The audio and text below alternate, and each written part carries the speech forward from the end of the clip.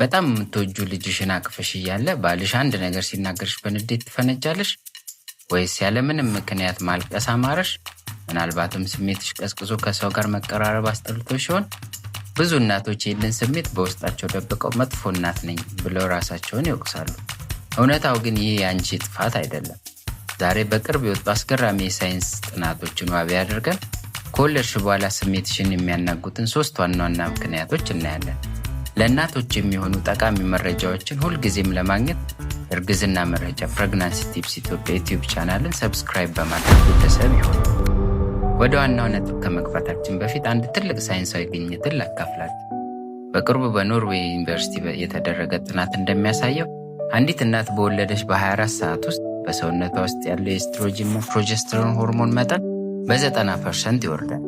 ይህ ድንገተኛ መውረድ በአእምሯችን ውስጥ ያለውን ስሜትን የሚቆጣጠረውን ክፍል ወይም ሊምቢክ ሲስተም ልክ እንደ ሱናሚ ያናገዋል።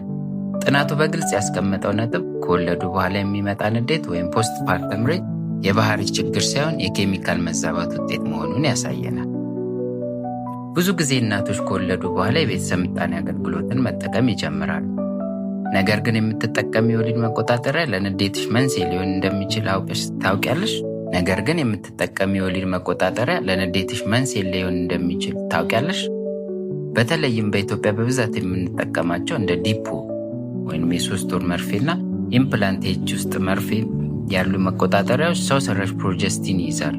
እነዚህ መቆጣጠሪያዎች በአንዳንድ እናቶች ላይ የጭንቀት ሆርሞንም ኮርቲሶል እንዲጨምር ያደርጋሉ።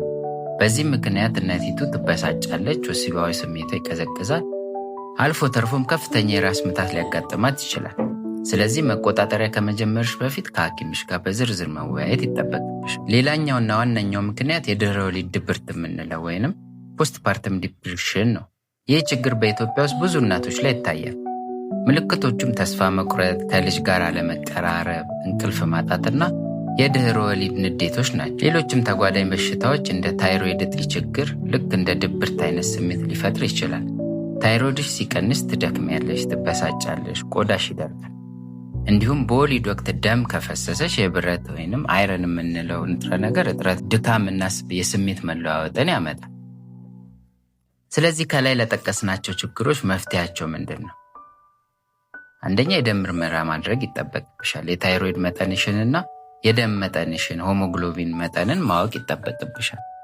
ሌላ የወሊድ መቆጣጠሪያሽን መመርመር አለብሽ። መቆጣጠሪያሽ ከጀመርሽ በኋላ ስሜትሽ ከተቀየረ ለሐኪምሽ ልትነግሩ ይገባል። ምናልባትም ሆርሞን የሌለው መቆጣጠሪያ እንደ ሉፕ ወይንም አዩሲዲ የምንለው ሊያስፈልግሽ ይችላልና። ሌላኛው ፕሮቲንና ኦሜጋ 3ን በደንብ መመገብ ነው።